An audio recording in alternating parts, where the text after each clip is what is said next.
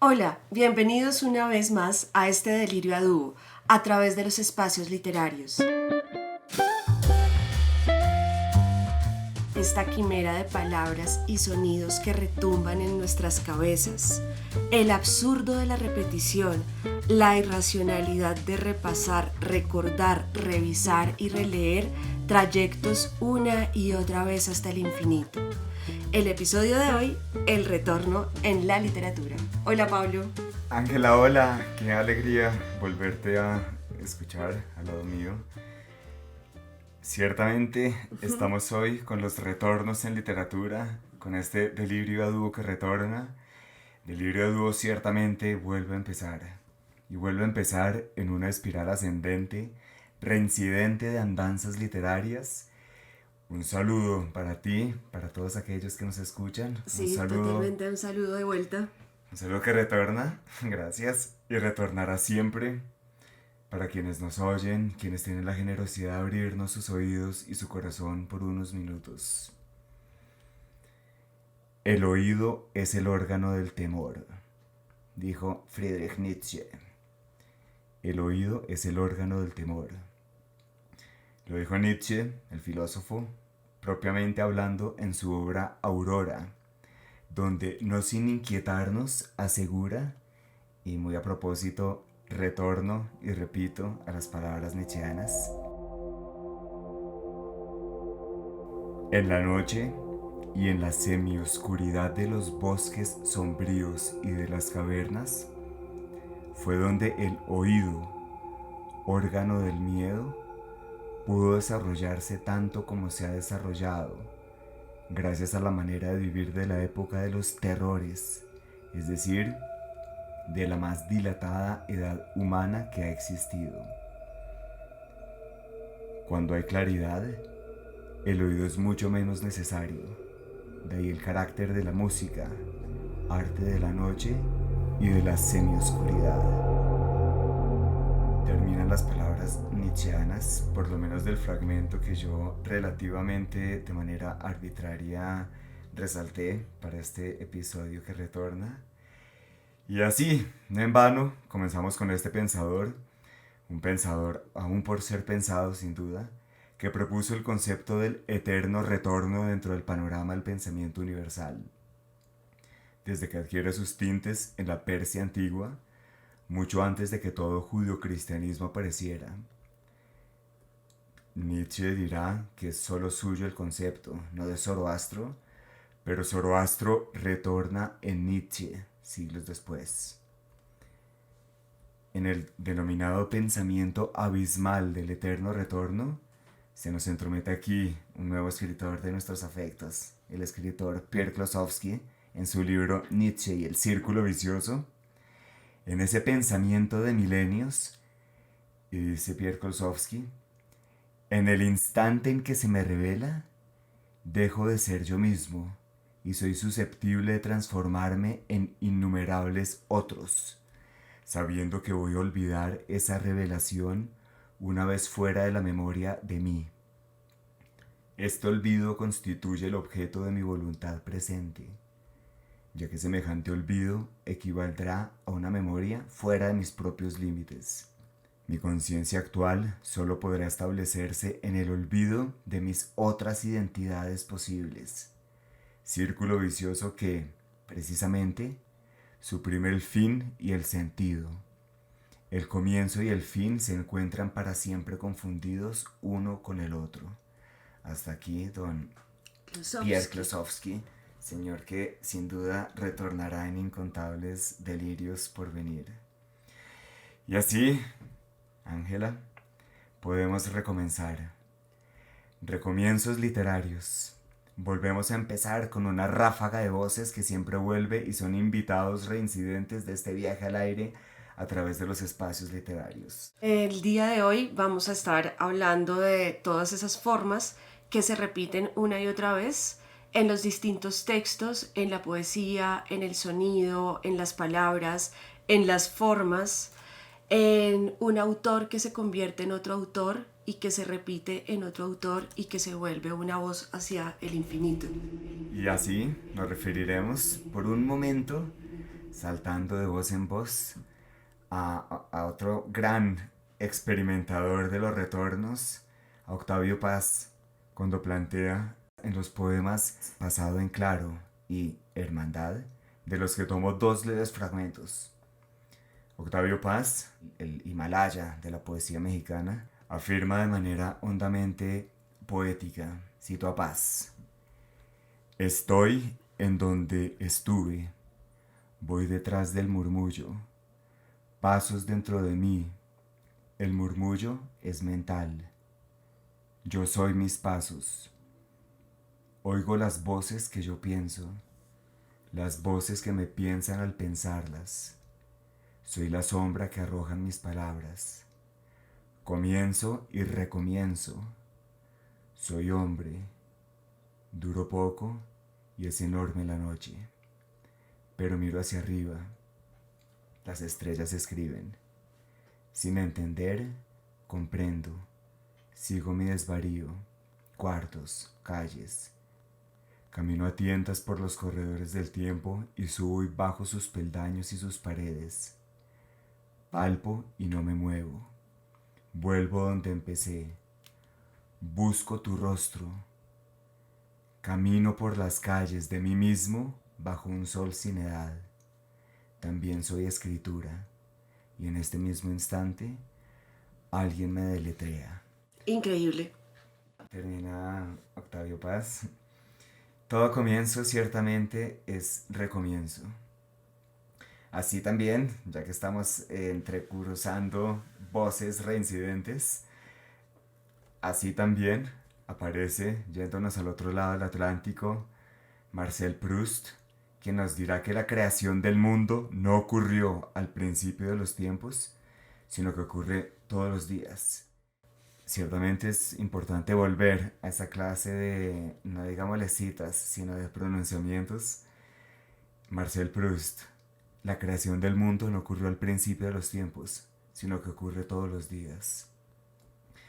Y si alguien nos escucha con atención, allá donde el oído es el órgano del temor, podrá decirme: muy bien, Pablo, esas son grandes citas de grandes nombres, pero ¿y tú qué piensas? Pues les diré, a la manera de Klosowski, que pienso exactamente lo mismo que esas voces que sigo y que me habitan. Una identidad que se pierde a medida que más gira en torno de sí. Un yo en revolución permanente. En el fondo, para quitarme a mí del escenario, como cada uno de nosotros, un ser contiene a todos los nombres de la historia. De ahí que ahora Walter Benjamin, el gran filósofo precursor de la escuela de Frankfurt, proponga, una vez más enfrentado al concepto nietzscheano, dice Walter Benjamin: confrontado a la idea del eterno retorno, el historicismo gira sobre sí. Desde esa idea, toda tradición, también la que haya sido más reciente, se transforma en algo ya jugado en la noche impensable de los tiempos. La tradición adopta de ese modo el carácter que es propio de una fantasmagoría, con la cual la prehistoria va a salir a escena con los más modernos atavíos.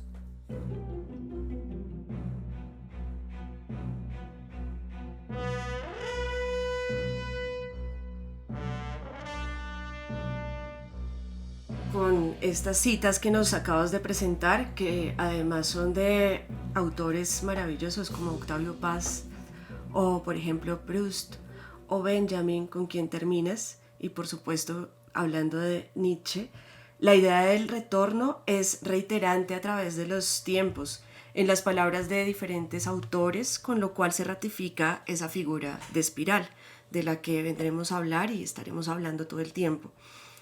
Y así como bien sabemos, la literatura nace de la tradición oral, específicamente del mito, que es por donde me voy a ir en este instante para poder retornar a tus citas, a las maravillosas citas que hiciste. Y así, como bien sabemos, la literatura, pues bueno, nace de la tradición oral. El mito entendido como la palabra que construye y que además constituye el universo, sea la cultura que sea.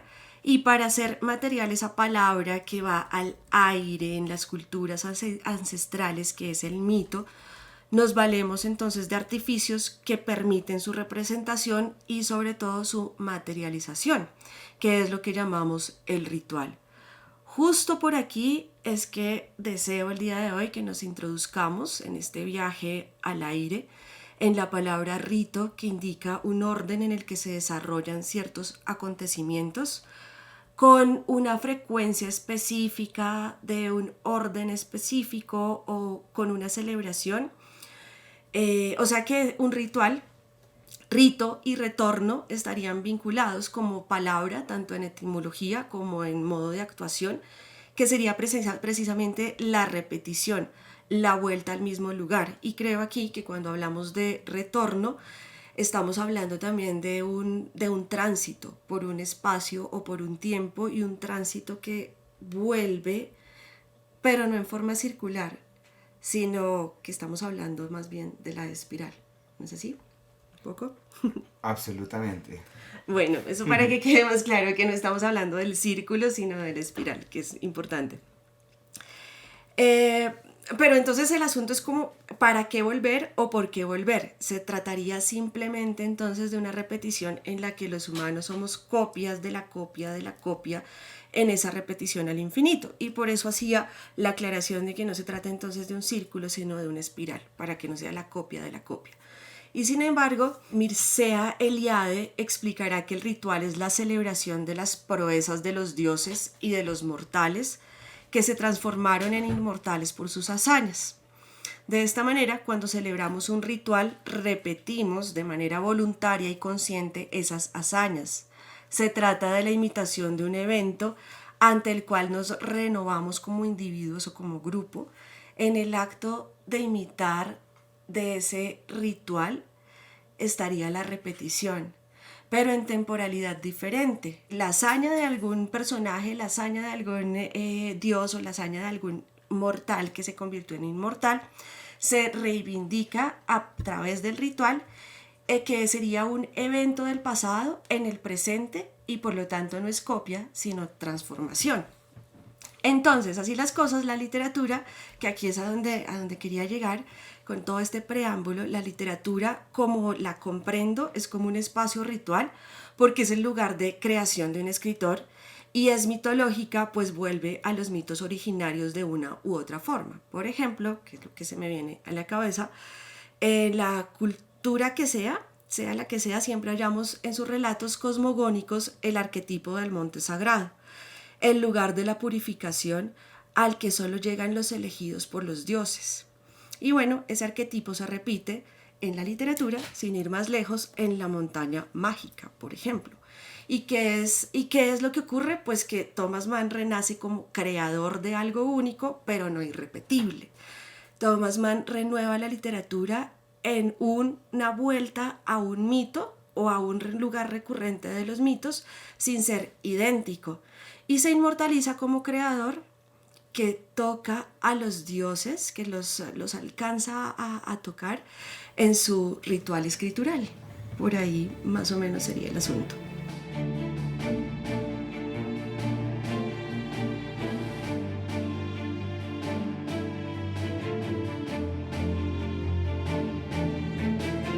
Hablas de los mitos, de las mitologías y de los rituales y de los ritos que los acompañan para hacer de los distintos caos, los distintos cosmos que nos habitan.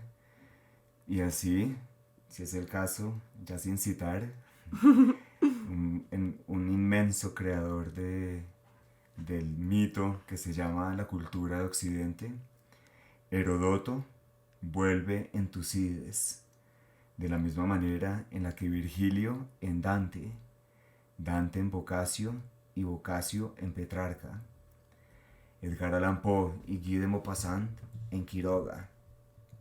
Gabriela Mistral retornará diferencialmente en Pablo Neruda, en Nicanor Parra, en Víctor Jara, allá donde música y literatura se compenetran en un vértigo tan doloroso como esperanzador. Cervantes finalmente vuelve sobre sí con la segunda parte del ingenioso hidalgo Don Quijote de la Mancha. Alicia vuelve a través del espejo. Mario Puzo, tras El Padrino, retorna con la familia Corleone. Alfonsina Storni vuelve en su poesía a una danza entre el mar y la muerte, que retornará en el final de sus días, que es también un renacimiento, el de su obra. Y cómo no traer, una vez más, en la novela El amante de la China del Norte, las siempre reincidentes palabras de la escritora francesa Marguerite Duras. Dice Marguerite Duras: en los suelos de la cubierta, en las paredes del barco, en la mar, con el recorrido del sol en el cielo y en la nave, se dibuja y se diluye con la misma lentitud una escritura ilegible y desgarradora de sombras, de aristas, de trazos de luz rasgada, remendada en los ángulos, triángulos de una geometría fugitiva que se desmorona al capricho de la sombra de las olas del mar, para después, otra vez, incansablemente, volver a existir. Evidentemente lo que está diciendo aquí Marguerite Duras, independientemente de la literalidad de la presencia, es la potencia alegórica de sus palabras, que implican el movimiento de las olas del mar, del espíritu que habita en cada quien. Y así, la literatura y la vida como un barco en alta mar, la repetición como desdoblamiento, como multiplicación, como renacimientos. La literatura como música en estribillo, en ritornelo, como el poema de León de Greiff, donde la rosa que fue testigo de su amor es una flor en espiral, que es forma y es sonido en su famoso ritornelo. Entonces, aquí voy con el ritornelo, si se me es permitido retornar a él. Esta rosa fue testigo de ese que si amor no fue, ningún otro amor sería. Esta rosa fue testigo de cuando te diste mía. El día ya no lo sé, sí lo sé, mas no lo digo. Esta rosa fue testigo. De tus labios escuché la más dulce melodía. Esta rosa fue testigo. Todo en tu ser sonreía. Todo cuanto yo soñé de ti lo tuve conmigo. Esta rosa fue testigo. En tus ojos naufragué donde la noche cabía. Esta rosa fue testigo. En mis brazos te oprimía, en tus brazos me hallé, luego hallé más tibio abrigo. Esta rosa fue testigo. Tu fresca boca besé, donde triscó la alegría. Esta rosa fue testigo. De tu amorosa agonía, cuando del amor gocé la primera vez contigo. Esta rosa fue testigo. Esta rosa fue testigo de ese que si amor no fue, ningún otro amor sería. Esta rosa fue testigo de cuando te diste mía. El día ya no lo sé, sí lo sé, mas no lo digo. Esta rosa fue testigo.